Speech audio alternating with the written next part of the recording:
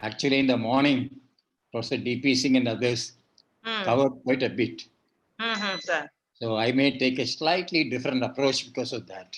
Okay, sir. Okay. So,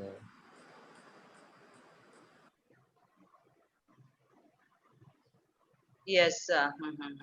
because He had mentioned about the foundational literacy actually, and all. Yes. Professor D.P. Singh used to be NAC director those days. And we used to have our meetings there. And he used to join us. So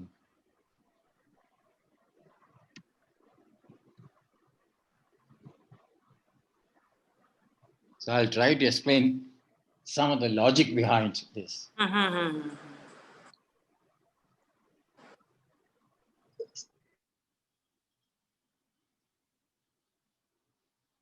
In fact, there is a NAC webinar on next Tuesday, 24th, in fact.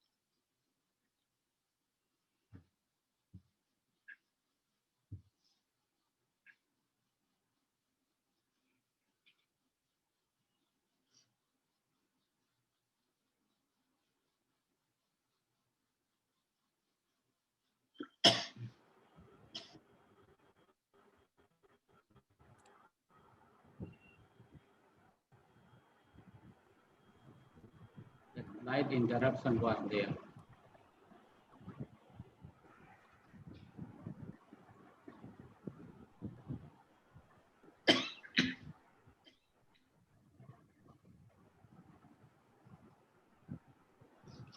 Is it time to start?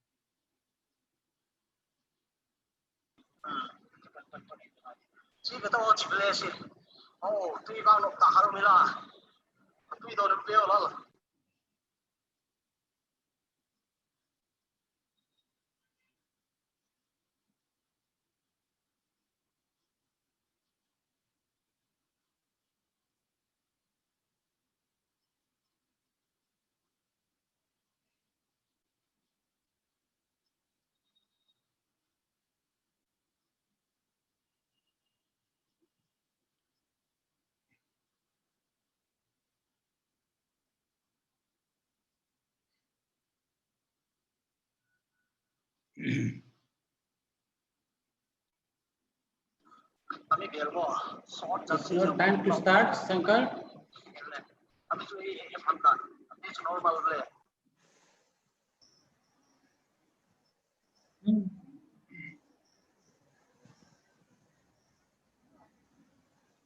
ना हो जाएगी अब उसी से करें A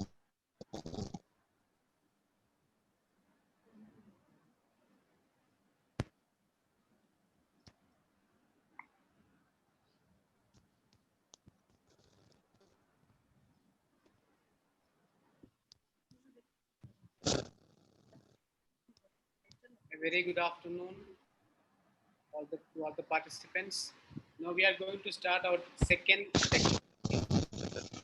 So may I request Dr. S. Shivasankar, Assistant Professor, Department of Education, to hand over the session. Over to you, sir. Thank you, Nishanji. So good afternoon to all. Thank you all for being with us in this national seminar. So I feel privileged and pleasure to welcome Professor Ramachandran sir, a very senior, special, and iconic personality from National Institute of Educational Planning and Administration, known as NEPA, New Delhi. Professor K. Ramachandran sir is currently a senior advisor, Unit of International Cooperation, Educational Planning and Administration, New Delhi. He has been a member of the drafting committee for the National Education Policy 2020. During the period 1992-2008, he worked as a UNICEF in the UNICEF as a senior education specialist and a senior program coordinator. Prior to this, from 1975 to 1990, he was a member of faculty of NCERT, New Delhi. He has contributed to the preparation of several publications on the state of education in India, including India Education for All towards quality with equity. So in this present technical session, he will be sharing with us his expert cognition and inclinations on national education policy in general and transformative initiatives in particularly in school education. Taking privilege, I ask all of you make your full attention to Professor Ramachandran sir. Sir, Professor Ramachandran sir, now it's over to you, sir. Thank you. Can you hear me? Can you hear me? Sir. Yes, sir. You are Okay. audible. Sir, All right. All right. sir, Let me at the outset express my gratitude to the Honorable Vice Chancellor and the organizers of this webinar for giving me an opportunity to share some of my thoughts. What I plan to do is, I have 1 hour, maybe about half an hour I'll make presentation, and remaining half an hour or 25 minutes, questions and answers. Because in the morning I thought you liked questions and answers, but we can always modify it. Now, I had the privilege of being on the drafting committee of the policy. During the process, people used to ask us a question. If we have to choose one thrust of this policy, what would that be? And my answer to that is honoring learner or student diversity.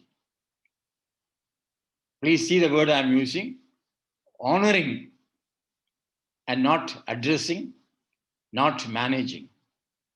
We honor student or learner diversity. This morning, Professor D.P. Singh did allude to that. What does that mean? I think he talked about it. The policy seeks to recognize, identify, and foster the unique capabilities of each student by sensitizing teachers as well as parents to promote the holistic development of each child. Then he continued that the learner should have the flexibility or the ability or the freedom to choose their own programs and learning trajectories. This is what we call honoring student diversity. This is one of the important thrusts of this policy, that the approach is to honor student diversity because India is a vast country with a tremendous diversity in terms of language, culture, socio-economic background, and so on. So this is, I thought I'll say upfront this. Then they used to ask me, what kind of learner you want to produce? I used to quote an example from industrial psychology. And that example goes something like this. Once in America, a machine went out of order. The company manager invited 21 engineers to find out what went wrong. The 21 engineers could not find out what went wrong. And then an ordinary mechanic came. He looked at the machine for about 5 minutes, tapped at a few places, and he asked the manager, may I have a hammer? You know, hammer means to hit. He was given a hammer, and with the hammer, he hit the machine 3 times at a place, and the machine started functioning. He went back and sent a bill of $1,000. The manager said, for hitting 3 times, you are charging $1,000? Then the mechanic said, "Sir, for hitting 3 times, I charged $30. But to know where to hit, I charged $970. Where to hit. And that is more important than just hitting." So the purpose of this policy is not just create products, students who can hit, but who would know where to hit. In other words, what Professor D.P. Singh said, a person who can analyze the problem, like the mechanic did it, a person who can critically think, what should I do, and solve a complex problem. In addition to being a global citizen rooted in Indian culture and ethos. So that is the kind of learners we want to produce. Third question was, you have ambition to create a world-class system of education in India. How do you plan to do that?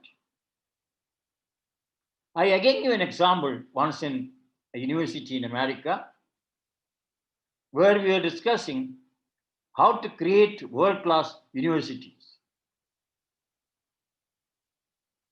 And we asked the president of a university, what shall we give you to make a university world-class?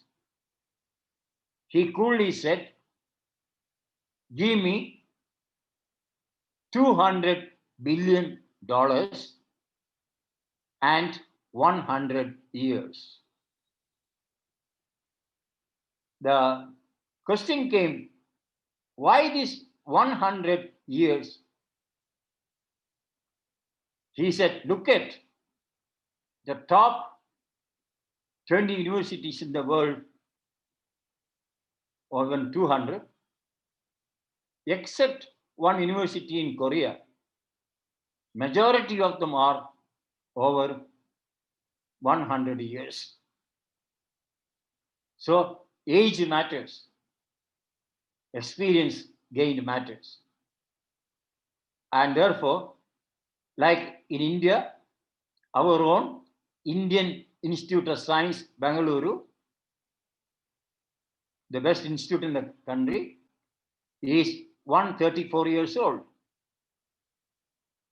Many other universities are also over 100 years. And therefore, time is important. But you can create world-class facilities in 10 years. Like Arunachal Pradesh University can provide world-class facilities in 10 years, but that doesn't guarantee Arunachal Pradesh University to be a world-class university in 10 years. That's the point he said. Next, he said,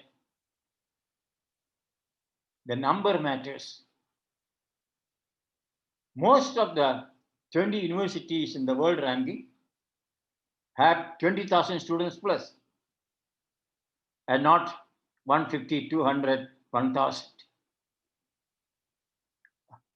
Arunachal has about 3,000, 2,800, sorry, I'm a little tough. Now, that is the reason we said a college should have minimum 3,000 students.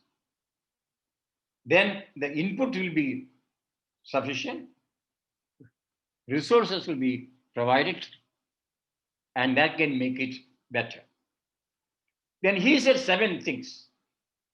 If you want to make a world-class institution as the policy envisages, you need to have 7 excellence.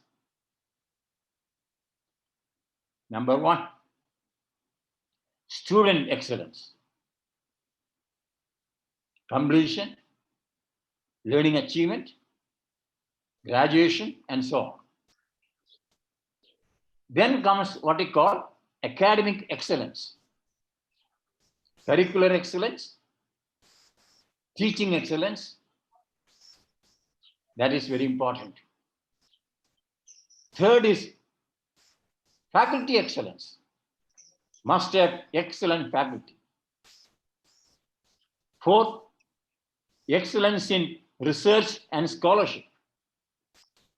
Very important. 5, excellence in governance and management. And 6, excellence in terms of international experience. And 7th, excellence in staff, not just faculty, also staff. If you attain excellence in these 7 areas, we can have a world-class university or a world-class institution as envisaged in the policy. This is a thrust of policy. That can we ensure excellence in these areas over a period of 10 years to begin with, and by 2040, certainly. This is the kind of thing we are talking about in the policy. Then he said one question. We have a problem. We want excellence in 7 areas, but we don't have money. Sometimes you have money for curriculum, but no money for teacher training. That won't work. All 7 areas must be addressed concurrently, not just one after other. And that's the point he made, and to make a university world class. Then the question came, $200 billion. Why this 200 million? He said, money is necessary. The top 20 universities in the world, the average per capita expenditure is $160,000 per year per student. In India, it varies from 4,000 to 17,000. If you adjust for purchasing power parity, we may reach about 20,000. Even IIC Bangalore spends about $24,000. Look at the difference. Around 25,000 versus 160,000. So money is necessary. Take faculty. Internationally, a university spends $500,000, $5 lakhs per faculty. In India, we spend about $50,000, 1/10 of that. So then, how do we expect faculty excellence? So the policies thrust is on this, that can we make adequate money available so that we have student excellence, academic excellence, teaching excellence, faculty excellence, excellence in research and scholarship. That's why the National Research Foundation, excellence in internationalization, and staff. All should be addressed concurrently during next 10 years. And so that we try to implement the policy in about next 10 years, not tomorrow. I'll come back to this word flexibility. I think Professor Varghese briefly mentioned. I think Arunachal Pradesh, the gross enrollment ratio of higher education is less than 30%. Tamil Nadu, 9%. Then we are asking, universal higher education by 2035. 50% GER. Is it possible? What will happen is, Arunachal Pradesh might say 50% GER, not by 2035, maybe 2040. Bihar, it is 13% GER now. They won't reach 50% by 2035. They might say, we might go up to 2040. But make a direction. That is the flexibility we are talking about. That flexible aspect of roadmap, implementation, each state making its own plans, and then a focused attention to reach that. So this is the idea of what we call honoring diversity. And as I told you, I honor it because diversity is an asset, not a liability. It is not a problem. And we must encourage diversity and pluralism. That's the idea here. I thought I'll begin with this introduction to give a feel of it, how the policy was set in a context, that how we can move forward. Then we looked at international studies. We found that 85% of a child's brain develops by the time a child is 6 years old. Now what we do? We begin class 1 at the age of 6. Too late. By the time 85% of brain has already developed. We must start early.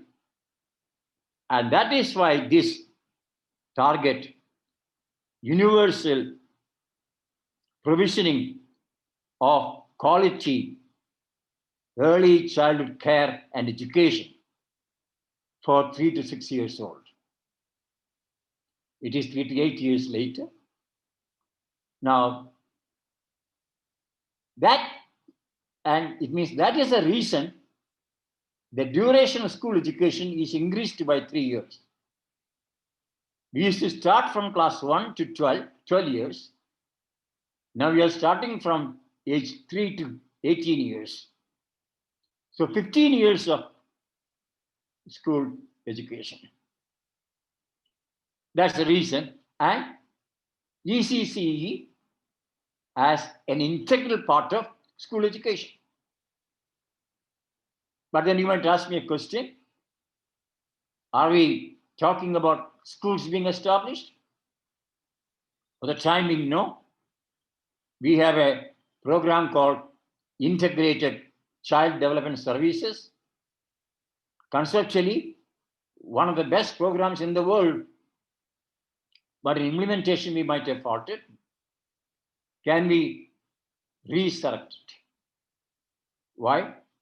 Early childhood care and education means a package including health, nutrition, growth monitoring, and education, and not just education. That is possible in the Anganwadis, in the ICDS program. And we want ultimately 3 to 8 years to have the same privilege, including grade 1 and 2, which we call the foundation stage. 5 years of foundational stage. That's what you're talking about. So, a transformative action proposed in the policy is universal provisioning of early childhood care and education. Universal. And that is a game changer. Then the next thing comes We look at data. And what did we find? You can see Arunachal Pradesh of the National Achievement Survey conducted by NCERT and many states. What is seen is the performance of children in mathematics and language in grade 3 is much below the expected level. This is one fact. Then it means there is a deficit in learning. This deficit increases by the time a child reaches class 5. The performance is lesser in class 5 than in class 3. It gets further accentuated by class 8. Very few children complete 50% mark. And class 10 is still worse. It means currently, because of learning deficit in class 3 or class 1 and 2 and 3, the deficit becomes cumulative and therefore it leads to what we call a learning crisis. About 10 crores of children do not read and write well. We lose them. So the policy thought one of the highest priorities in the country next 5 years should be to achieve universal foundational literacy and numeracy. That's the reason. If you don't do this, any other part of policy will not be effective because the learning deficit will continue to move further. And this is also what we call a transformative action. That if all children in grade 3 attain functional literacy and numeracy by 2025, that will change the entire education scenario in the country. So that is why this emphasis on foundation literacy and numeracy came. I didn't want to say because Professor D.P. Singh did talk about it, but I'm giving the logic of that. That as we move further, I used to call a joke, children who get less than 50% marks in mathematics in class 3 are like the Japanese pilots who fought Second World War. Japan had no time to train pilots. So what they did, they trained pilots to take off and not land. They say, you go and hit American ship. Our class 3 children who score less than 50% is like that. They know how to take off, but don't know how to land. And ultimately, they crash in their life. That is why this emphasis on foundational literacy and numeracy. So I'm giving the logic of this. Then we thought, if these are the things to be done, the curricula must be relooked at. Are they developmentally appropriate? We found in some cases, not. We teach too tough things at a very early stage. And then we look at what can be done by a child up to the age of 8, up to the age of 11, up to the age of 14, and beyond 14. We found like a child of 8 to 11 likes what we call experiential learning. Everything tied to experience. Then child beyond 11, discipline-based learning takes place. Subject orientation takes place. That needs a different kind of orientation. Then at the secondary level again, the same thing happens. That is why this 5 plus 3 plus 3 plus 4 structure. 5 years of foundational learning, foundational stage, 3 years of preparatory stage, preparation for discipline-based learning, 3 years of middle school stage, subject-based learning, and 4 years of secondary education. 4 years, which some may break into 9 and 10, 11 and 12, because some might like to exit after grade 10. That's the reason we talked about multiple exit.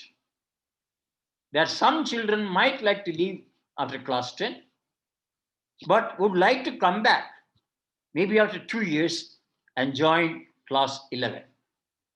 So the principle of multiple exit and re-entry is because of that. And this is also a game changer, a transformative initiative. Now, no choice of coming back. They leave, gone. That's where the dropout comes in.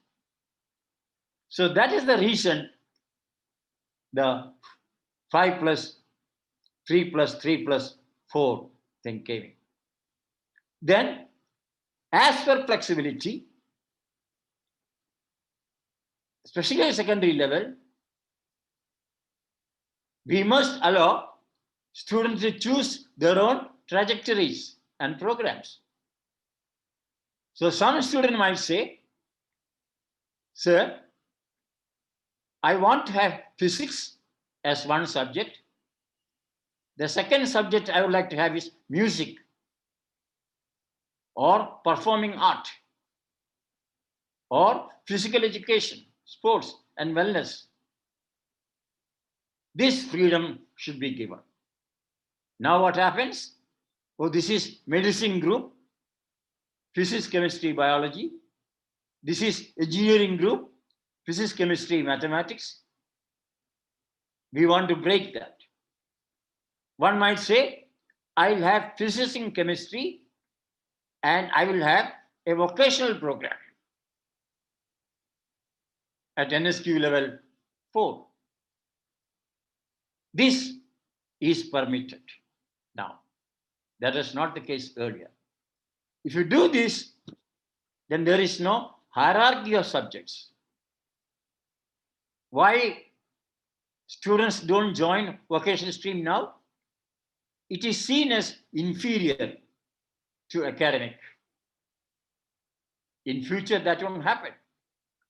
If you take physics, chemistry, and a vocational stream like mechanical engineering or hospitality, they get equal status as physics and chemistry. So no hierarchy. So therefore we say no hard separation between arts and science, vocational and academic, curricular, co-curricular, extracurricular. Everything we do in the school will be curricular. Nothing called extracurricular, nothing called co-curricular. Now what happens? Oh, music, extracurricular. Art, painting, extracurricular. No, they are curricular, aesthetic sensibility. So a student might say, I'll have biology, I'll have performing art, maybe dance form, and that will be now possible. This morning a question came, can this be implemented? Well, slowly and steadily. I'll come back to that later. So the purpose is therefore a multidisciplinary background, choice of freedom, student can choose, and therefore, as I told you earlier, honoring student diversity. Music and physics going together. And that's the kind of thing we are now talking about it. Now the next element, when you do this, the question being asked is vocational exposure. We said from grade 6 onwards. What does this exposure means? Not a course as such. Children can be taken to a court of law. They observe what does an advocate do. They observe what does a judge do. They get a feel of the kind of job they do. They can make up their mind, should I be an advocate? Can I be a judge? They visit a hospital to find out what nurses do, what medical doctors do, to make a decision later, should I join a nursing course and so on. This, they go to the factory and find how engineers work, how mechanics work. So give this vocational exposure to choose from later on. This is the idea. And also give hands-on experience in arts. Like for instance, in my case, when I did my undergraduate program, I had 3 hours of mechanical engineering, 3 hours of carpentry, 3 hours of electricity. And what is the advantage I have today? If something goes wrong in my house, I don't need to call an electrician. I can repair it myself. That I learned from my first year of undergraduate program. I did that in Regional College Education, Mysore, the 4-year integrated B.Ed program. This is what we are talking about. Together with, of course, NSQ Level 4 program, hospitality management, tourism, and so on. What is relevant to a state, locally relevant. This flexibility we want to provide. So that is where the changes, the transformative changes, the rigidity of the curriculum is reduced and more flexibility is introduced. Now, next element, we want to ensure all dropouts come back to education system. Maybe through open school, maybe through regular system. We have large number of them. Can we curtail dropout and bring them back? Then only we will reach what we call universal school education participation. Like the point, example of Arunachal Pradesh taken by Varghese this morning. The senior secondary level, the gross enrollment rate is just about 50%. Now, because of this, you will not be able to have GER of 50% in higher education because you don't have the pool. The products of higher secondary education are the inputs for higher education. With the 50% gross enrollment rate, you will not have that number of students to enter higher education. So the first task, therefore, would be to ensure that we move towards 90% enrollment rate at the senior secondary level, so that we will have sufficient students entering first year of undergraduate program. So that's why I say you may not reach 2035 because of this, but you can say I'll reach 2040 and a plan being drawn. So that's the kind of thing you're talking about it. And the next element, therefore, in this case, this morning it mentioned by Professor D.P. Singh, we are talking about special education zones. Arunachal Pradesh will qualify maybe some districts. Northeast, a lot of them will qualify. Can we have area intensive program called special education zones and concentrate and ensure over a period of 15 years we reach universal school education? At least 95% enrollment rate. So those districts will have focused attention. As you are aware, NEP Aayog has what they call aspirational districts. We no longer say educationally backward. That word we have given up. Aspirational. They aspire to be like other and see how best we can do it. So maybe some district in Arunachal Pradesh or Manipur or Mizoram will qualify for that. Many other as well. So that's the idea here of universal education. Then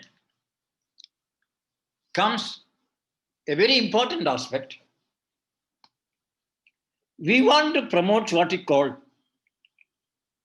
multilingualism.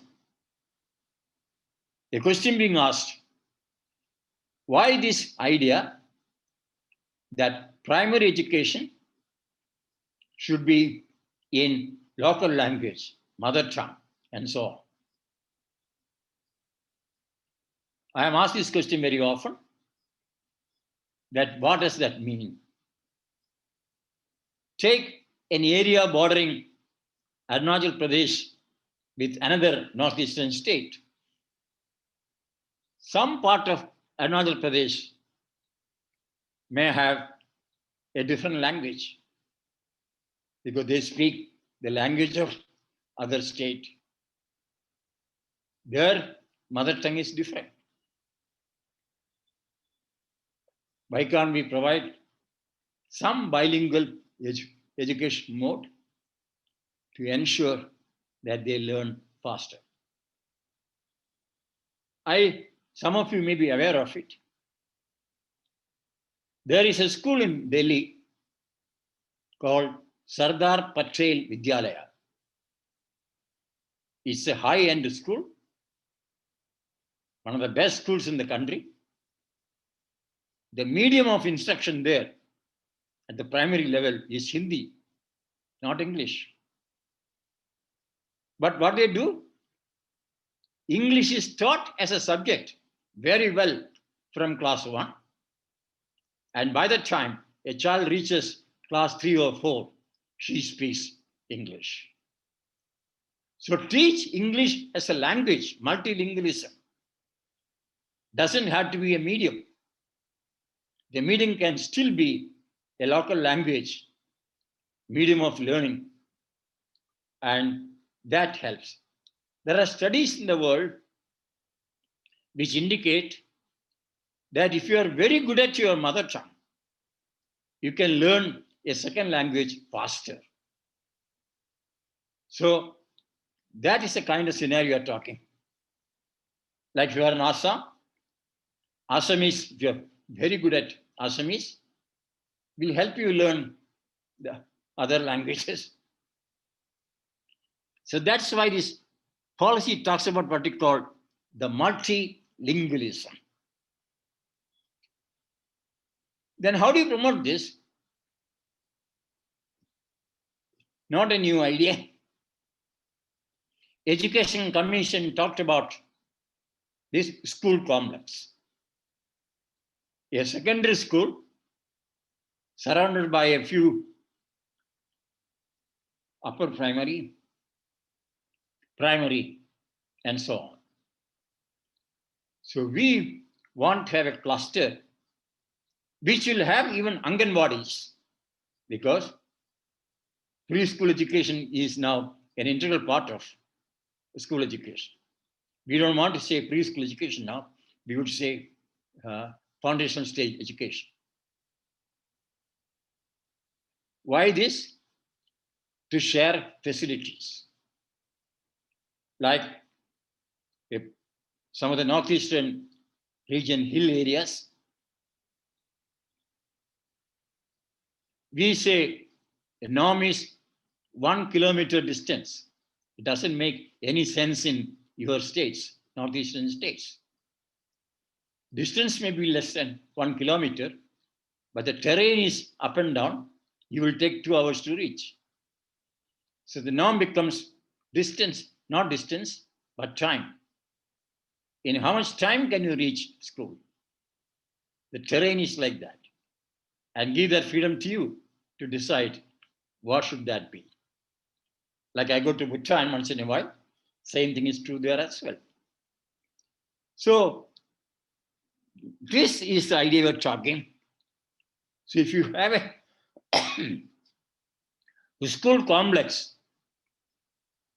we may not be able to have teachers of all subjects in a school. For instance, music.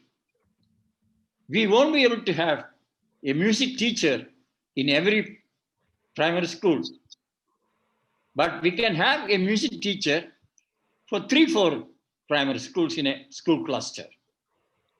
That teacher can be shared. Like there are 3-4 schools, one school has playing facilities, sports facilities.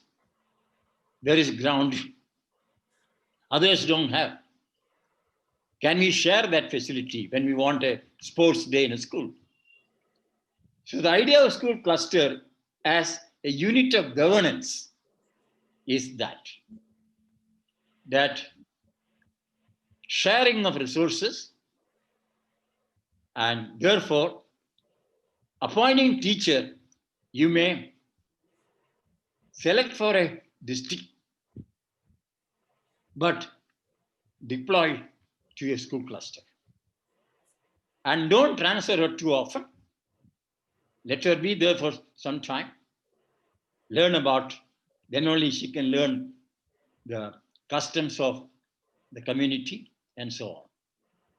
That's the idea of the governance structure we call school complex. There is a purpose behind that. And that's why the governance structure came.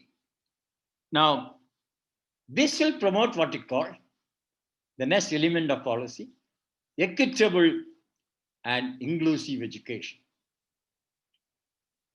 For me, this morning it was mentioned, inclusive education, inclusion means access to success and not access to facilities alone. You may have children in school, but don't learn, don't succeed. So the concept of inclusion essentially is, can we ensure access to success for everybody? Then equitable, it's not equal. A differently abled child needs more support, not equal support. And whereas the other one doesn't need that much support. There's a term, the equitable. Equal will not be enough. So that's why the policy talks equitable and inclusive education. That can we ensure this? I think that's the kind of scenario. I'll just touch upon governance. The governance aspect. Currently, everything is done by the Department of School Education, like school establishment, policy, monitoring, and all. What now we want is the policy and monitoring of programs will be done by the Department of School Education. And provisioning will be given by the Director of School Education. They will do that. Academic matters will be taken care of by the SCERT. SCERT will prepare norms and others. That's the kind of thing you are talking about it. Tomorrow, my friend Dr. Kadir will talk about teacher education. I just add one thing. I was talking to somebody yesterday, I think Professor Logna Mishra was there yesterday from Mizoram. India is one country where we still do not have professional standards for teachers. We prepare curriculum based on hunches, not based on professional competencies required by a teacher. So the first step towards this will be preparing professional standards for teachers. What the teacher should know and do and practice. Once that is done, that will become the basis for teacher education curriculum. This is the idea. And standards of teachers, not just for new teachers, not just for pre-service, but also for in-service. A teacher joins a school, she has some competencies. 3 years later, she becomes a proficient teacher. The standards are different. 4 years later, she becomes an accomplished teacher. Standards are different. And maybe 10 years later, she becomes a master teacher. Standards are again different. When you're talking about, therefore, teacher development, also there is a professional standard. So that exercise will begin very soon. And there maybe Professor Khader might talk about it a little more. I just took only a few examples because of time constraint. I've already exceeded my time. Before I go further, if the moderator agrees, we may now, I'll stop at this stage and take a few questions.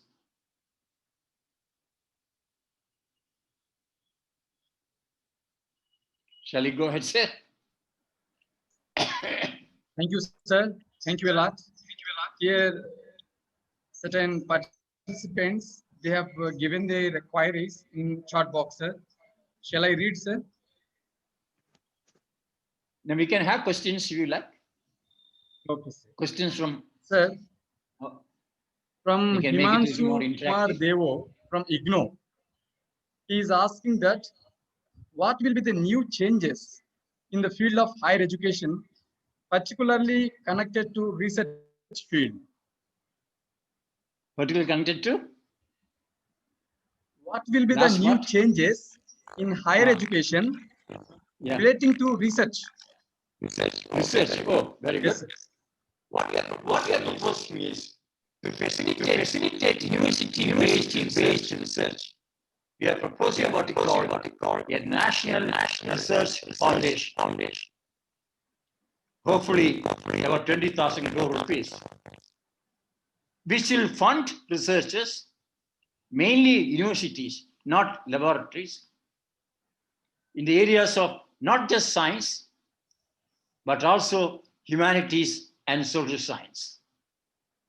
Peer-reviewed proposals will be accepted, reviewed, and funded. So highest priority is now attached for research and innovation.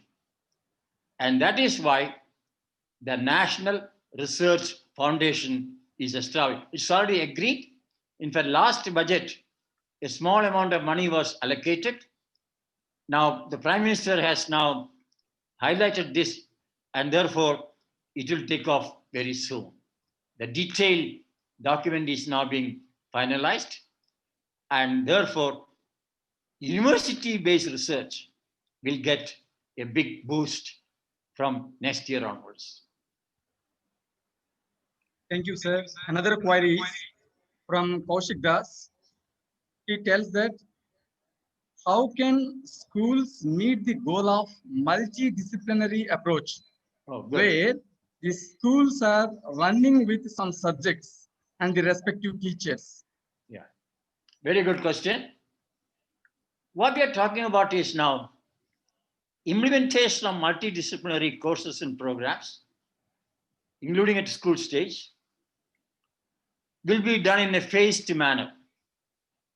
To begin with, we might take about, say, 100 universities, maybe 2,000 colleges, and see how this can be implemented to make it multidisciplinary and how the credit transfer can be achieved. Learn from that. Then the 100 university become 200, 2,000 colleges become 4,000, what we call a hub and spokes model, double every year. So in the next 15 years, we will cover the whole country. The implementation of this policy is envisaged in next 10 years, not immediately, but make a beginning. Some states can make it now, some states will make it later. But gradually, in about 10 years' time, all of us should be reaching the same level. So multidisciplinary means, again, like as I mentioned, that music and physics, or physics and financing. I was once in America in an investment bank. When I entered a session on financing models, I found 4 physicists, 4 computer programmers, 4 economists. I asked them, I understand economists and computer programmers here. What do the physicists do? Came reply, the financial volatility is based on Brownian motion in physics. So why not a physics graduation program have a course on financial modeling? This is the idea of multidisciplinary, aligned. Like this morning, teacher education came. I think my friends will agree. Teacher education by its very nature is eclectic. It has no separate discipline. Philosophical foundations of education, psychological foundation of education, economic foundation of education. They are eclectic. So therefore, to make it multidisciplinary is not difficult. There is a base. So gradually what we do is, maybe in the first year, 2 more subject areas, and gradually include to 4, 6, because we also need optimum number of students to opt for a course, say minimum of 8 students. So then only it will be economically viable and academically feasible. So that approach will be slow and steady. That can be moved towards allied subjects. Like for instance, agriculture education. In agriculture, we have what we call rural sociology. So why not have a sociology degree program. That becomes multidisciplinary. So this is how we look at a systematic analysis, and this is the core of the policy. The policy has 3-4 words. Number one, I told you, the diversity. Number two, flexibility. Number three, autonomy. Number four, multidisciplinarity. Multidisciplinarity. These are the 3-4 core words in the policy. So it is possible, but slow and steady. Yes, go ahead.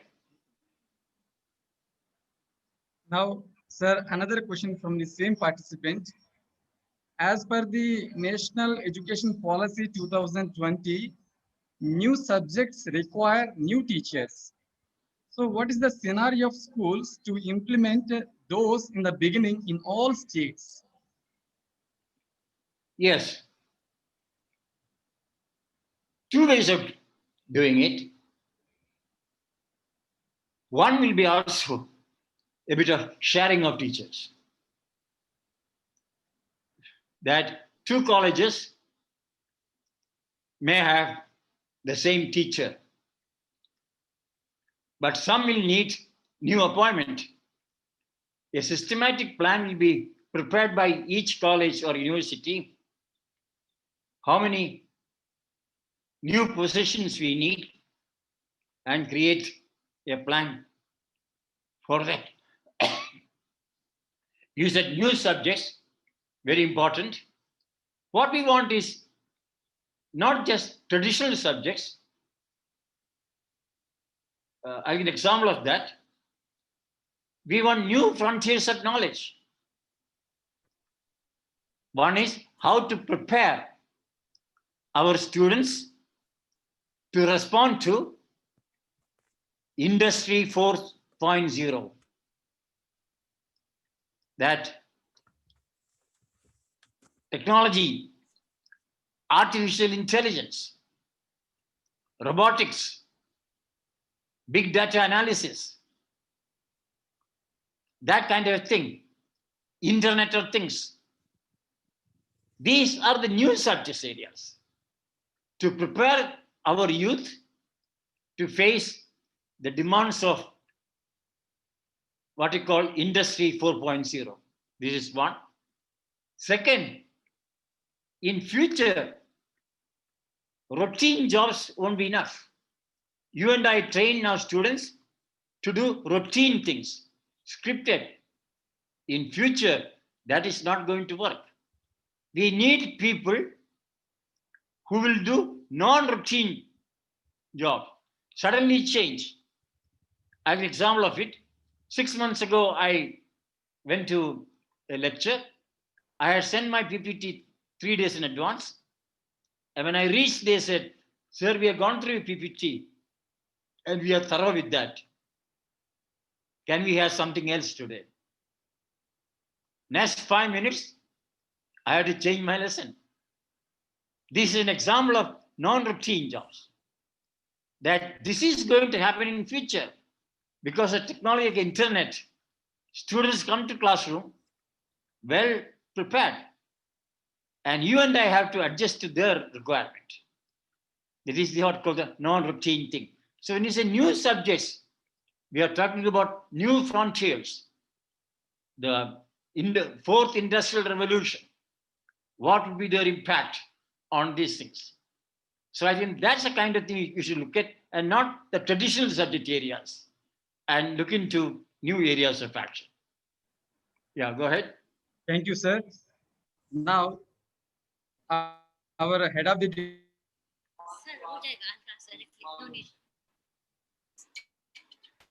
Not able to hear you. Can you speak a little loud? Yes, sir. Thank you so much for your presentation. It was really very, very enlightening. We have learned so many things. Sir, I have a small question. Sir, can you hear me? Yeah, now I can hear you. Okay. Sir, I have a small question. As we are talking about multilingual in school level. So as you know that in Arunachal Pradesh, we don't have language. We have dialects.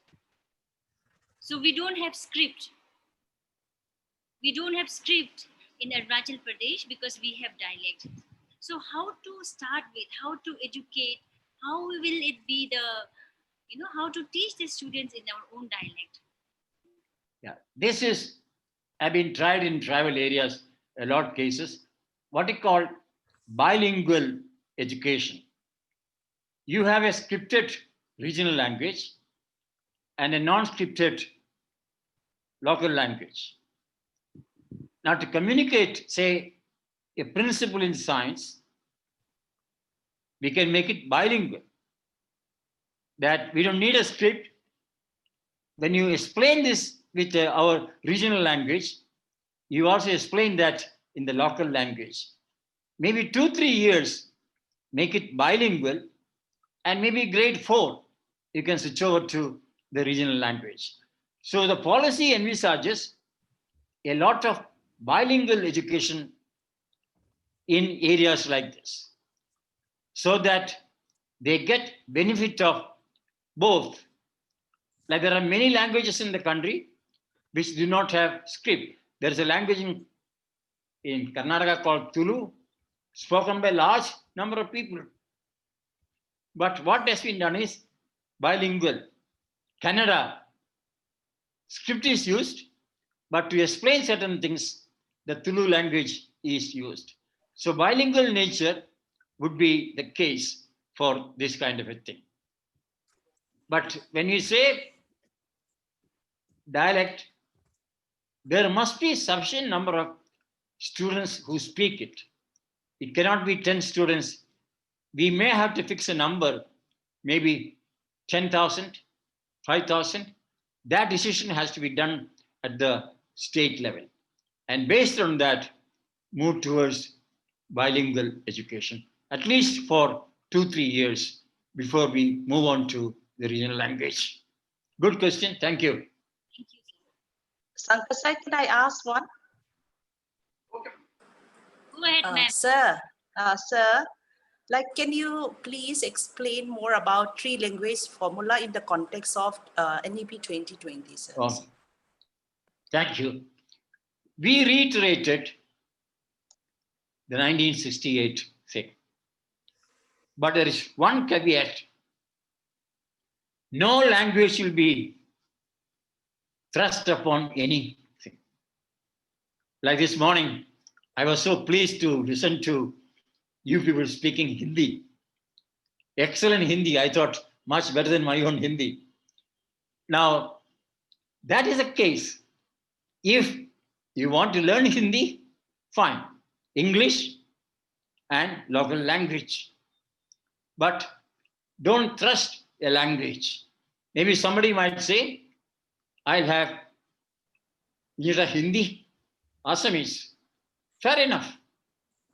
But gradually, what is happening is the Hindi is being learned because it helps mobility. Mobility and the job market in many parts of the country. Like English. That's why English is a linked language. So the three language means that it can be Assamese, it can be Assamese, Hindi, English. If not possible, it can be Mizo, Assamese, and English. So that choice is left to the states. Ultimately, we want the schools to make a decision. Let the local level a decision be made. What languages should we teach at the local level? Go ahead. Sorry. Hello. Go ahead. Go ahead. Please go ahead. Thank you, sir. Due to lack of time, now I would like to conclude this technical session with the permission of our Professor Ramachandran, sir. Sir, thank you, sir. Thank you a lot. You have enlightened with your insightful talk. Thank you once again, sir. Now, Thank- I would like to over this virtual platform to Professor T. Lumlin, sir, to act as a moderator for the next technical session. Over Thank to you, sir. Thank you very much. Sir, Professor T. Lumlin, sir. Thank you so much, sir. Thank you, sir. Ramachandran, sir. Thank you so much, sir. Thank you, Dr. Shivasankar. Sir. I hope I'm audible. Yes, sir. Audible, sir. Carry on, sir. Can we see Professor Sungo? Can you? Okay. Ma'am, Madam, Professor go in. Singo, ma'am. Yes. Can you see me? Yes, Yes, sir. Okay. I hope things are all right now. Yeah. The weather. Let's hope the lights won't go off again. Okay. Madam Professor S.M. Sungo, she is a senior professor in the Department of Education, NEHU, Shillong. She will be taking the next session on the topic of NEP 2020, flexibility approaches in higher education. And before I proceed on, hand over to her, I would like to say a few words about her, not much as she desires so. That she is one of the most senior faculty member, professor in the Department of Education, NEHU, and her area of specialization or area of interest are teacher education, teaching of tertiary level, teaching at tertiary level, measurement and evaluation, research methodology. She was a former dean and head of the Department of Education, and she is a member of many national bodies, as also a member of the EC in the NEHU, and she has been actively involved in many of the academic forums. And if I'm going to list it down, her publication and articles, it may take half of our time. She has published a lot of articles nationally, internationally, and books in her credit. And we are really fortunate to have Madam Sungo on this platform. And we really welcome Madam Sungo for this session. In spite of her busy schedule in the department and on other engagement of the university work, spare her time and then join us today. And I hand over to the time to her for her session. Please, Madam. Thank you, Professor Lumding. Respected chairperson, of course, you're the chairperson, Professor Lumding, Professor Elizabeth, Professor Kesang, my colleagues, students, research scholars who have joined this seminar on the National Policy to 2020 through this webinar. I would like to thank the department for giving me this opportunity of spending some time with you all. Now, participation in such type of event enlightens our minds and also triggers our thoughts on issues relating to higher education. We are all learning, and I hope that the deliberations that we are having will ignite better understanding on issues related to NEP 2020 by sharing our thoughts and also ideas. Now, I'm not much of a speaker, but I like to listen, and I'm very happy that I have learned so much from our previous speakers, like Professor D.P. Singh, who is the chairman of the UGC, Professor Varghese, Professor Ramachandran, And I will also be hearing from the others in the next 2 days. So I'm sure that these issues that we have been or will be elaborated and also clarified. Now I have been given the topic to speak on flexibility approaches in higher education. Now, most of the elements have been spoken by our previous speaker. However, I will just give a few of my observations with regards to the elements on higher education. Now, before we talk about flexibility approaches, now we all know that colleges and universities always transforms lives. And going to college or university leads to new ways of seeing the world. And we also can get exposure to new horizons and networks. And it can also significantly enhance job opportunities. But not everyone benefits in the same way. Let me just open up share my screen before I speak.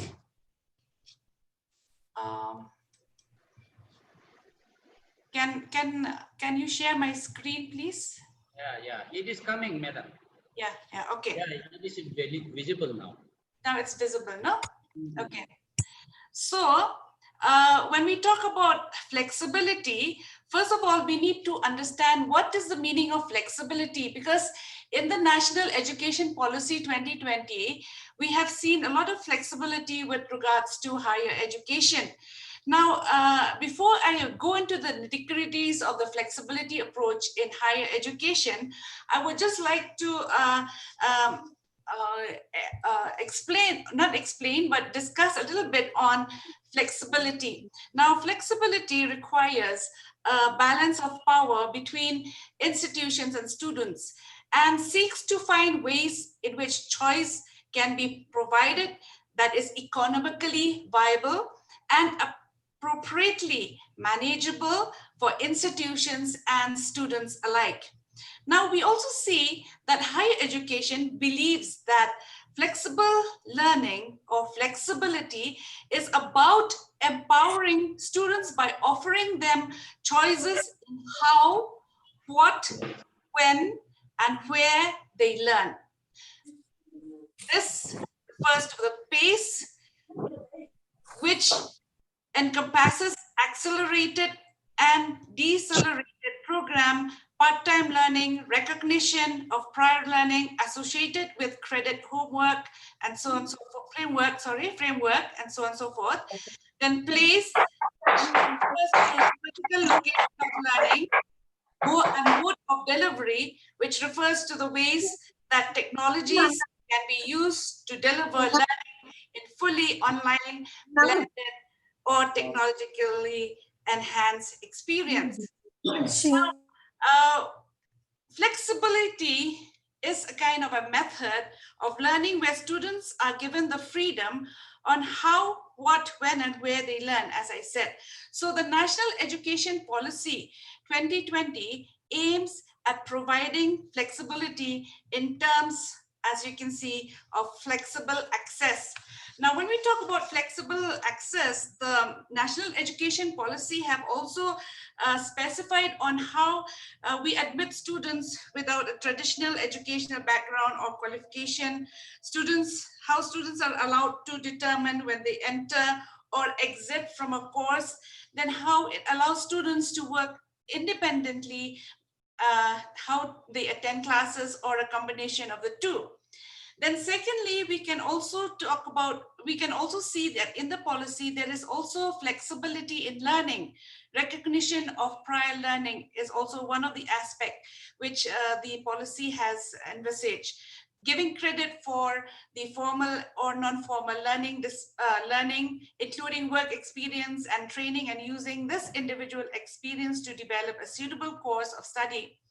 Then we can also see that there is also flexibility in the content, flexibility in participation, flexibility in the teaching learning methods, flexibility in resources and also flexibility in assessment and also evaluation.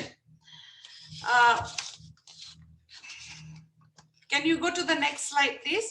So now let us see what the policy has given us in higher education. What are the different elements? Now we have seen that in this part 2, higher education is in part 2, and it has around 11 elements. Now I have tried to divide higher education into different slides, and I have just taken just the pertinent points. Now, we all have seen that the policy has shown us or has pointed that there are 3 types of higher education. Type 1 focuses on research universities. Type 2 focuses on teaching universities, and type 3 focuses on autonomous degree.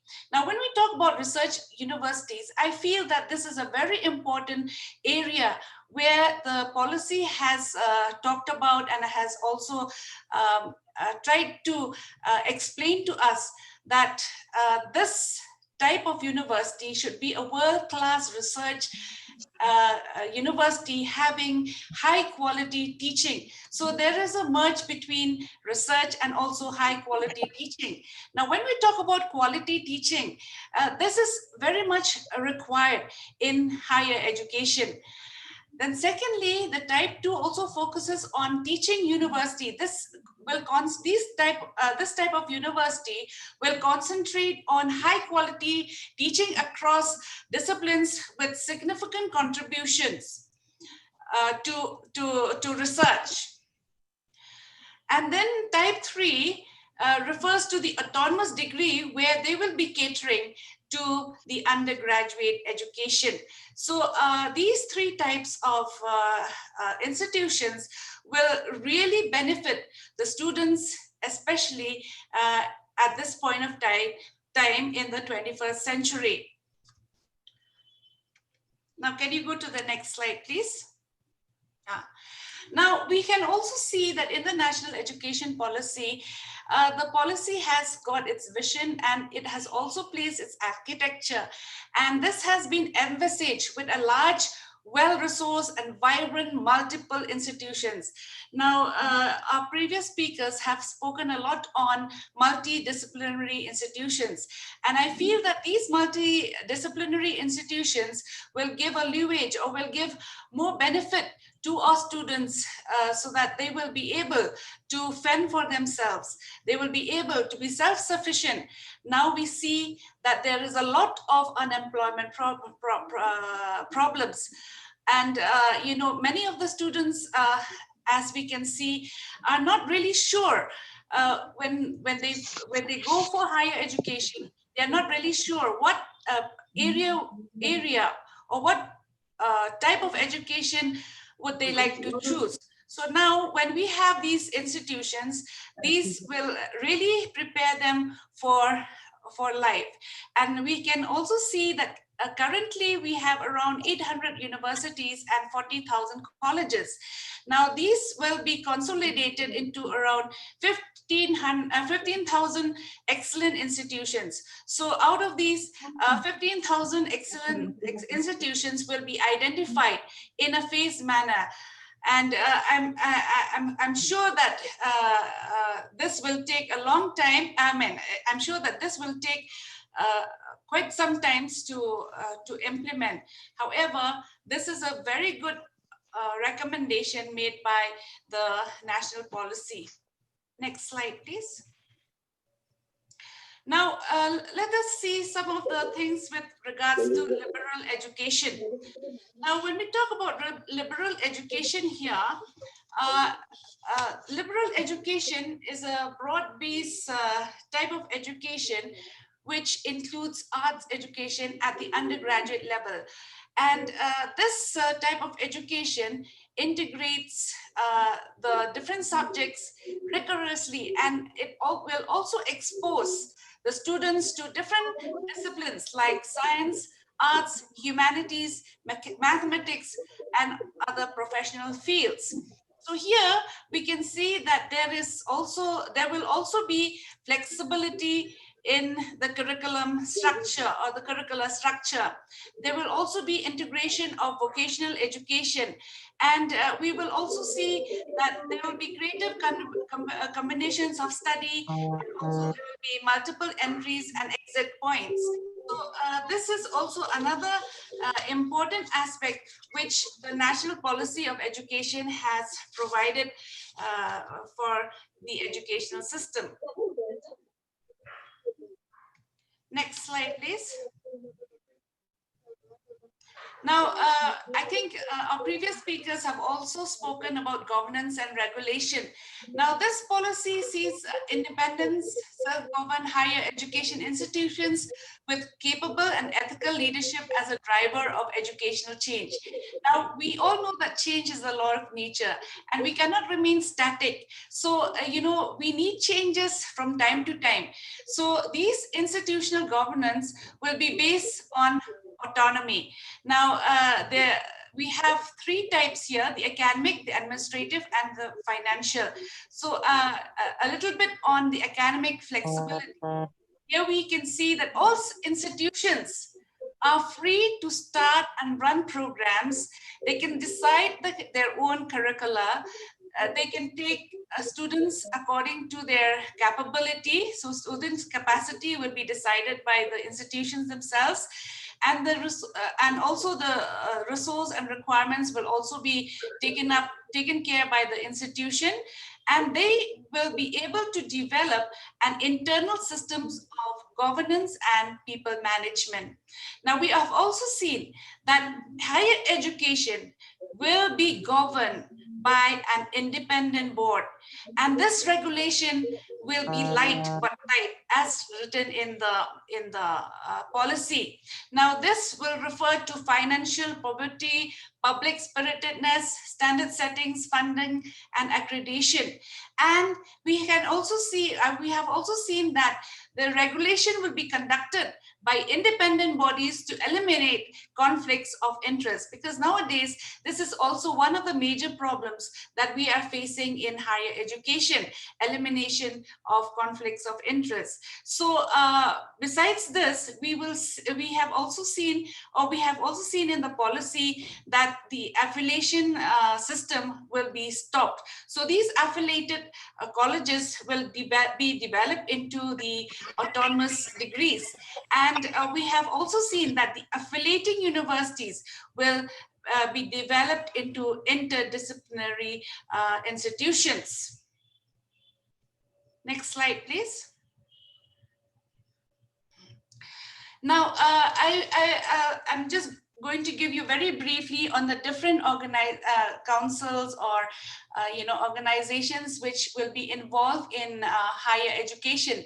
Now, we have seen that the National Research Foundation, this is also a very important aspect. This is in the apex body, and here the National Education Policy recommends that there is a need to establish an autonomous research organization. The reason is to create a strong research culture and to build research capacity across higher education.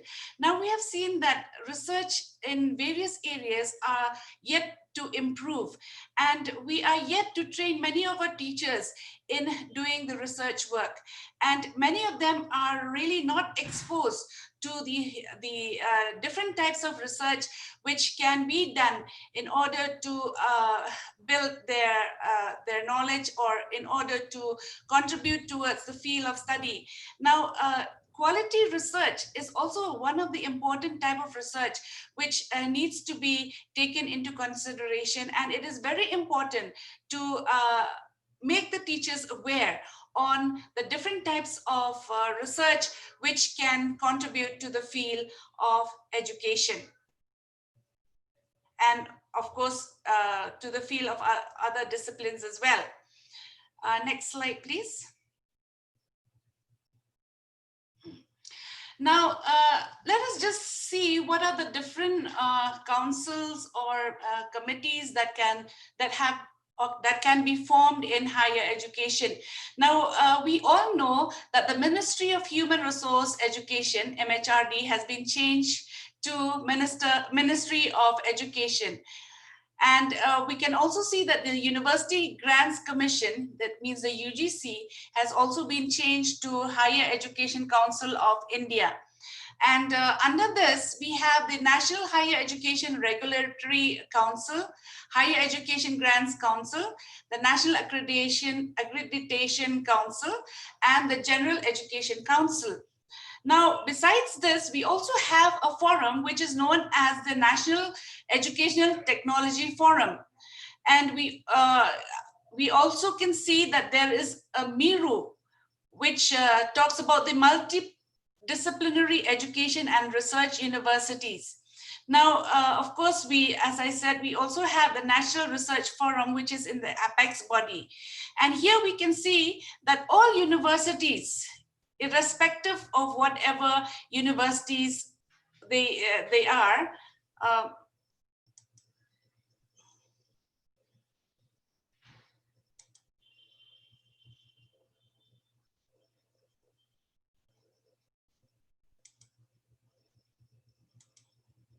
hello, can you hear me?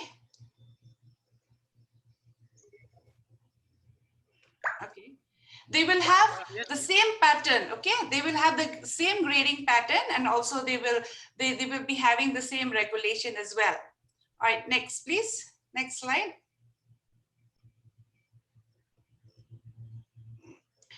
Now, of course, here we have spoken also about the National Research Forum. This will, its main purpose is to fund, to mentor, and to build the capacity of quality research in India. And the foundation will consist of 4 major divisions with provisions to add more divisions, like, for example, for science, technology, social science, arts, and humanities. All right, can you go to the next, please? Now, this National Higher Education Regulatory Authority, this is also an independent body, and this is a regulator for all higher education, including professional education. So its functions are for setting standards, for funding, and for giving accreditation and also for regulation.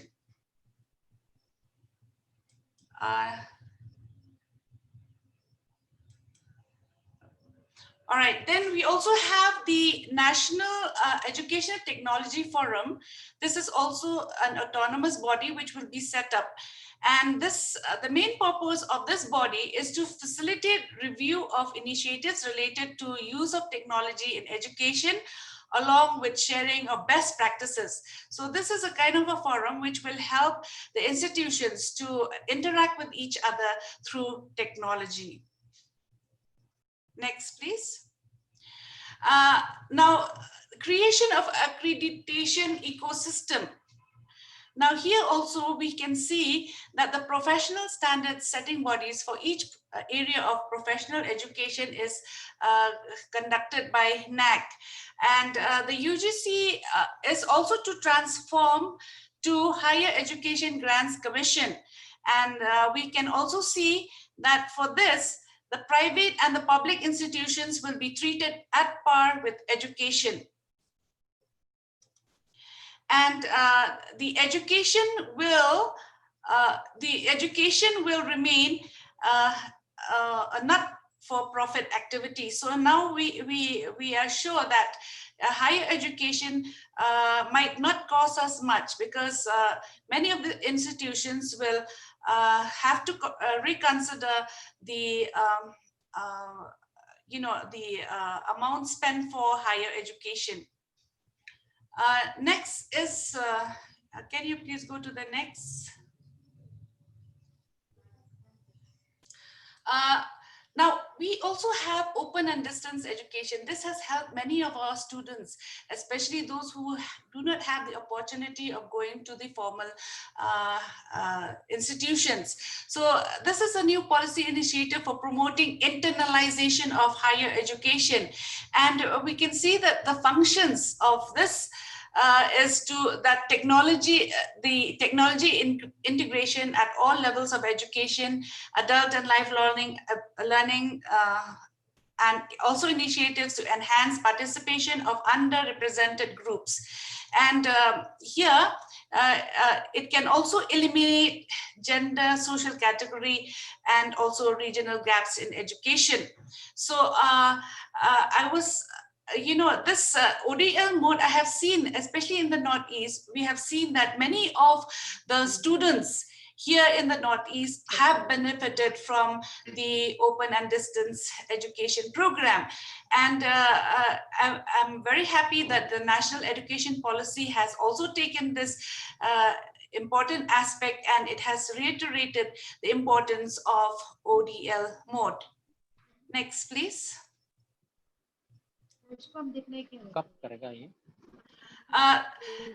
Now we come to the National Repository, sorry, the spelling, for the spelling mistake, Repository on Educational Data. Now this also will be set up, and the reason for this is to maintain all records in digital form related to institutions, teachers, and also students. And with regards to students, we will be having the academic bank credit. This is a very good initiative taken by the NEP, and I'm sure that this will really help the students to record their performances. And this shall be established to digitally store academic credits earned by students. So a single online digital repository will be created where copyright-free educational resources will be available in multiple languages. Next, please. Then we come to the National Mission on Education through ICT. This will encompass virtual laboratories that provides remote access to laboratories in various disciplines. This is a very, this particular aspect is quite difficult, especially for us in Northeast, but I do not know whether we will be able to do this right now or not, but it will, however, it will take a little time, and we need to work on this area as well. This National Educational Technology Forum will be set up under this mission as an autonomous body to facilitate decision making on induction of technology, deployment of technology, and also use of technology. So this forum will provide evidence-based advice to central and state governments on technology interventions.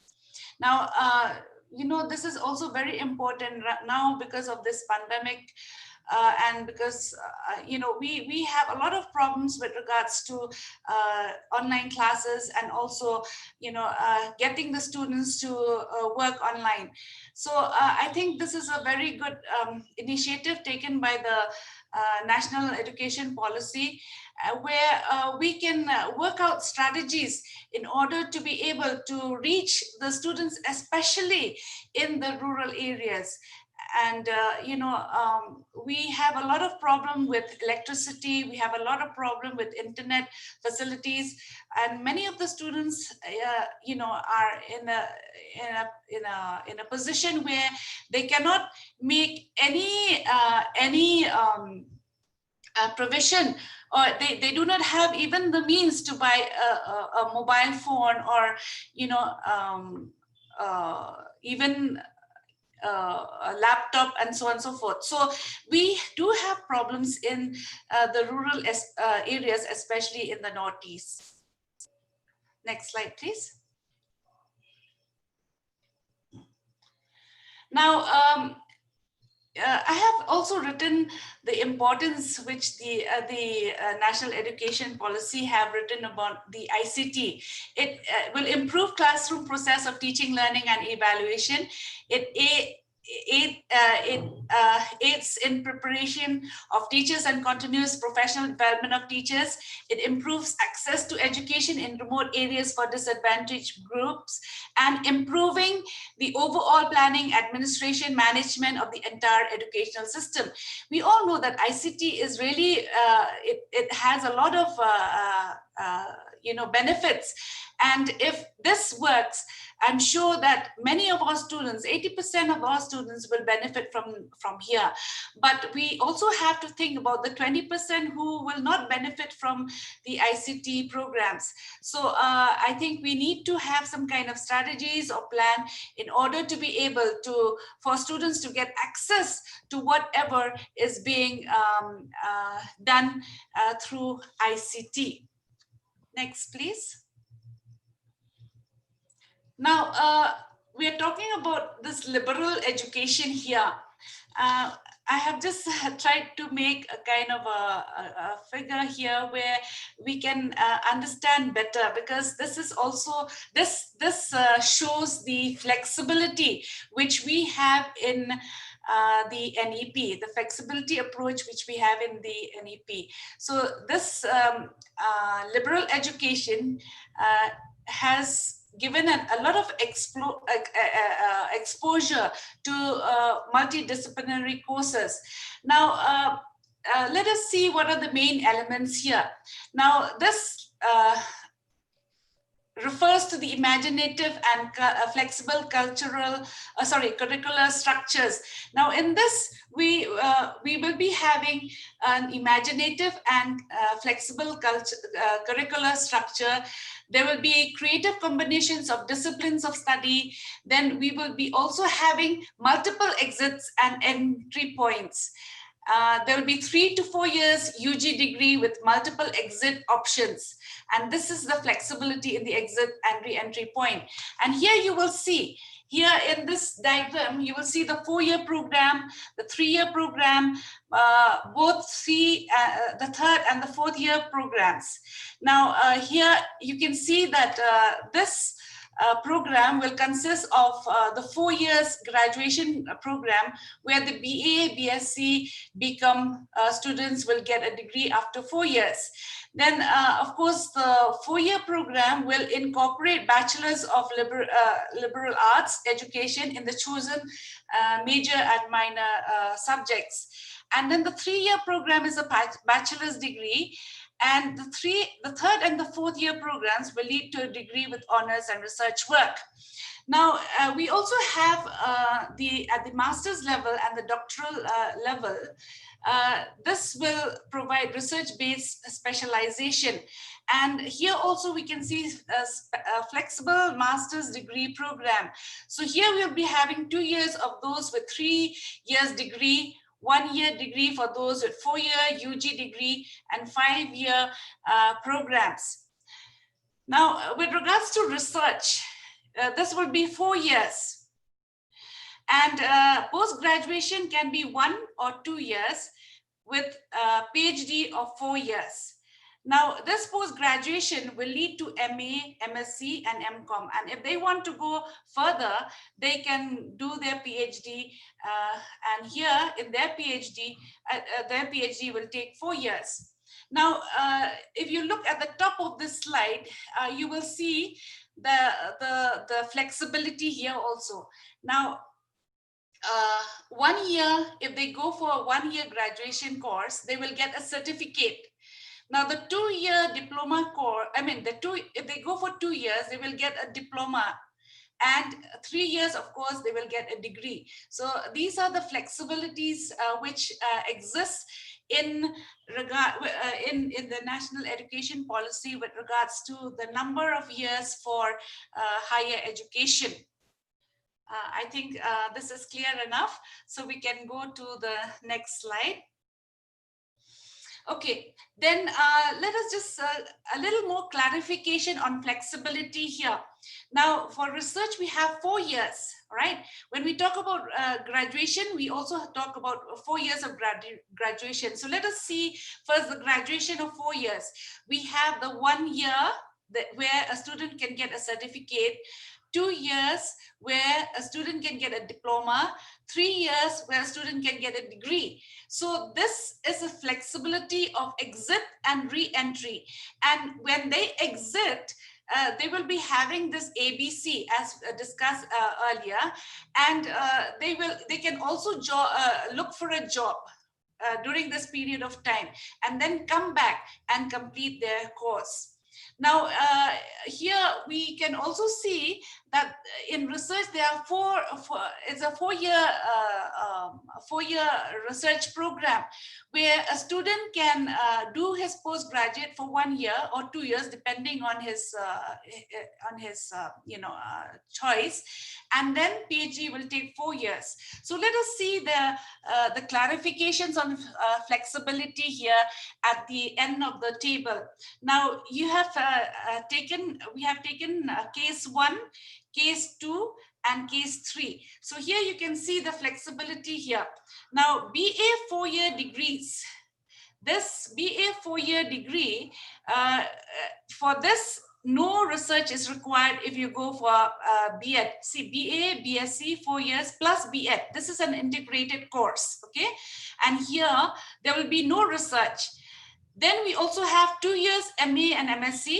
Then we also have, of course, degrees, BA, BSc, BEd, MSc, or MBA. See, BA, BEd, MA, or BSc, BEd, and MSc. So this can be the first case. Second case, BA 4 years degree.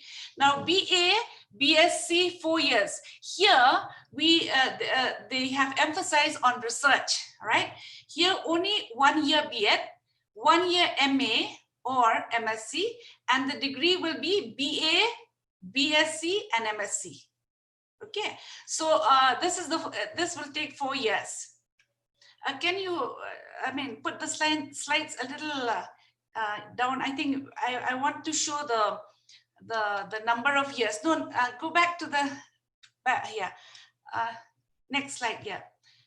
Because this will take 6 years. Actually, the number. Please go back, please. Back slide. All right. Then the case 3, BA 4 years degree. All right, this BA, BSc 4-year degree will also require research. So 4 years of undergraduate at the undergraduate level, graduate level, and 4 years will be for PhD. So the degrees here will be BA research and PhD. So this also will take around 8 years, right? The total will be 8 years. So here you can see the differences in the flexibility here. Case 1 will be 6 years, case 2, 6 years, and case 3 will be 8 years. All right, we can go to the next. Yeah, many of, I've got many, requests from our participants to share the slides. So I think the organizers, I have given the slides to the organizers so they can share the slides if you want to. Now let us talk about the multidisciplinary studies. Now we have, our previous speakers have also spoken a lot on multidisciplinary studies. Now here, major students will have the chance to design their educational programs to suit their own interests and career goals. So this policy has given freedom to the students, to choose what they feel will benefit them and what they feel they are capable of. And one thing they should remember when considering disciplinary studies, students should be very careful in choosing the educational programs, because this will really affect their career. So if they choose the right programs, they will, and if they choose the programs which they are really, which is really beneficial, and the programs which are the need of the hour, then they will be able to, sustain themselves and get good jobs. Now here also, when we talk about considering the multidisciplinary studies, it'll be helpful if we consider the curriculum, then the application requirements, and the career possibilities. So students, when you choose your programs, you should see what is in the curriculum and whether this will be helpful if you apply for the jobs which you aspire, and whether there will be any possibilities of you getting a job, and also a job which will really benefit you and where you will be, where you think you will be able to contribute to that job. So multidisciplinary studies programs do not really involve a predetermined set of courses like most degree programs, but instead consists of a unique combination of courses chosen by a student based upon his or her specific educational and career interests. So here, students may pursue these multidisciplinary studies at any level of their choice. Next, please. Talking about energized, engaged, and capable faculty. Now we really require good quality faculty members to really work on this. And, I think our previous speakers have also spoken about the importance of having quality teachers. Now, the most important factor for any success in higher education institution is the quality and engagement of its faculty. This is very important. And this policy puts faculty back into the heart of higher education. And here we can see that adequate faculty should be there in every institution. Now we have seen that in many of our institutions, colleges or universities, the posts have not been filled. And we need to have adequate facilities for every institution. We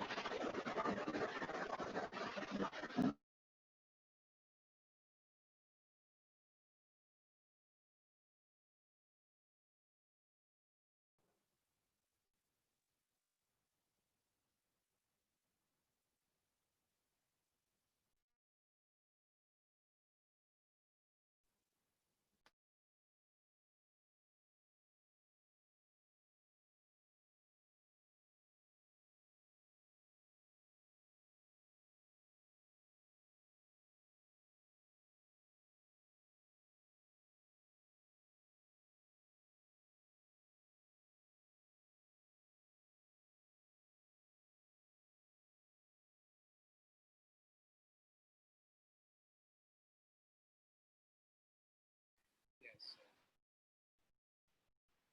Oh, there's a light problem from the speaker. So all the participants, please bear with us. We request her to join through her mobile.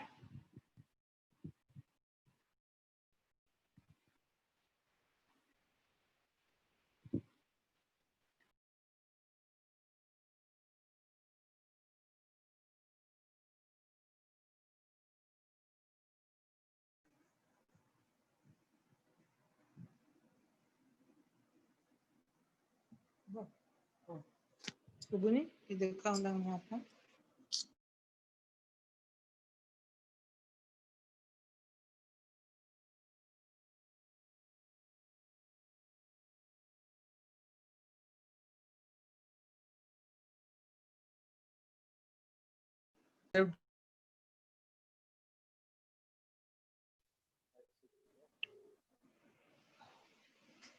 ठीक है जी. और नाली का रहता है सब. वो ये वो कोना से बोल रहा था वहाँ से इससे करना net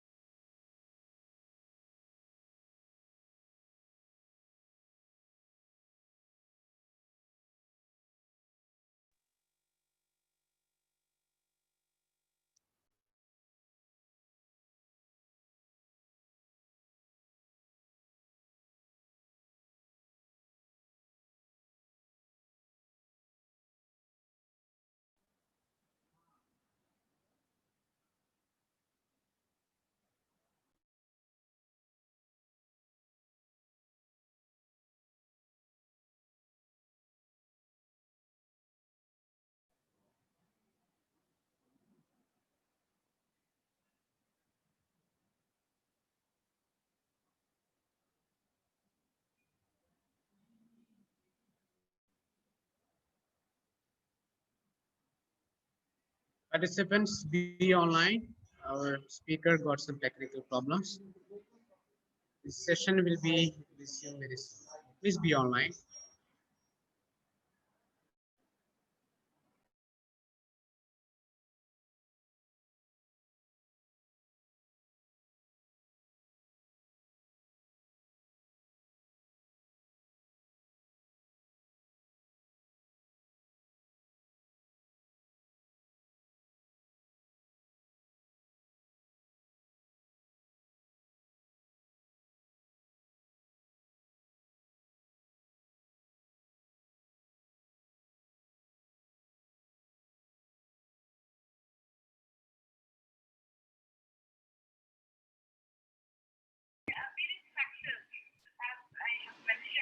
For the success of higher education institutions. What is the average faculty in every institution? As I said, there should be adequate faculty in every institution. Now we have seen that due to this multidisciplinary approach, we need more faculty and more faculty means more funds for faculty schools and so on and so forth. Then we also have progress of professional a spectator appointment, college schools, all this should be stopped. Then we also have the power of academic position for public service. Then mostly appropriate design for employment practices all institutions by 2020. So by 2020, all faculty members should be permanent. And there should be a इसमें particular phone से कर रहा है ना faculty. No internet And faculty from high side. Management to be part of every institutional development plan. And here, faculty empowered to make curricular choices for their courses and also to research in academic freedom. So this is also the flexibility which has been given to the faculty members. And this is also a very good recommendation by the NEP. Then let us go to the next slide on integrating professional education into higher education. Professor Lumde, next slide, please. yes we have clicked the next slide. Okay. So here also we can see that there is an integration of professional education into higher education. So as you can see here in the slide, the main policy is to build a of professionals by ensuring broad. Sir, it is not audible. Please, by the phone, it is not audible. It's not audible. Can you hear it now? Can you hear now? Can you No, hear? it is not clear. It's not clear. My phone Okay, is also carry not- on, madam. There's no other way out for the time being. Yeah, so broadly competently, then understanding of social human context, a social ethical compass, and in addition to the highest quality of professional capacity. So here we can see that all institutions offering either professional or general education must organically evolve into institutions offering both by 2020. So here we can see that professional education must not exist in isolation. Correct. Specialties, right? Then the last conclusion, I think these are the conclusions which I have just made, which we have discussed. And I think this slide has really given me some problems. I'm really very sorry. And I didn't expect this. I thought the lights would just in the morning the lights were there, and now again the lights went off. So I hope that I have been able to give our listeners and also our participants some of the silent features of flexibility in higher education. Yeah. Okay. Thank you so much, madam. Participants, dear participants, we are very unfortunately light went off to Madam's side, because of which we are in the last part we could not connect with her. It is two phones we are trying to connect her, but still then there is slight problems are there. So unexpected happened, but major portion of her slide we have seen. Hello. Yeah. Major portion of her slide has been shared, and it is very clear. It is very clear and vividly presented by Madam. We are really thankful to the Madam, because we have simplify the whole feasibility of NEP 2020, and I hope with your presentation slide PPT, we can share to the participant and then tablet, laptop for them. और laptop का भेजना है okay Samsung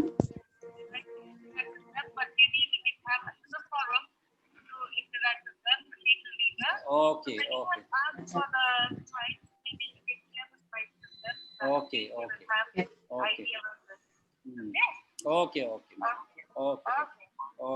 you so much. No.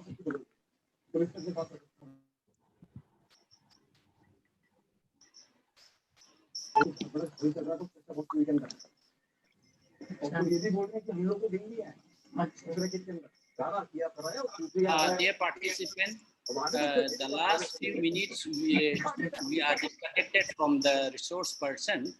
I apologize for that, and we will not be able to have interaction with the expert, and we will keep for other day. Discount Yes, maybe tomorrow if Madam is free. And for today, we will wind up for the session. I hand over the time to Nishan. खुला है कल भी खुला था Thank you, sir. Dear participants, and thank you so much for your cooperation and active participation. So here wind up the today's sessions, and tomorrow the session will resume. Program starts at 10 o'clock in the morning. So we request all the participants be in the platform at 9:30. Start 9:30 a.m. Hello, sir. Yes. Hello. Any feedback form? Tomorrow. इससे का मैंने सुना है इतना अच्छा नहीं होता Tomorrow after validity session. Okay. Sir, Now there kindly share PPT through email. Yes, sir. We share the and the feedback form given only after the validatory function. 15 inch. Sir, can you share today's PPT or any recorded session? Because we can't remember all the courses and years. How many years it's? PPT, we'll share the PPT. Send the PPT. Okay. Thank you, sir. Okay, thank you, sir.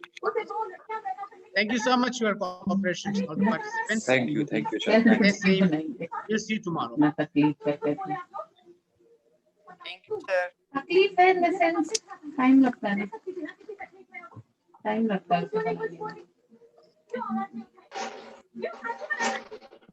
ठीक है इस बार दिवाली में घर आ जाओ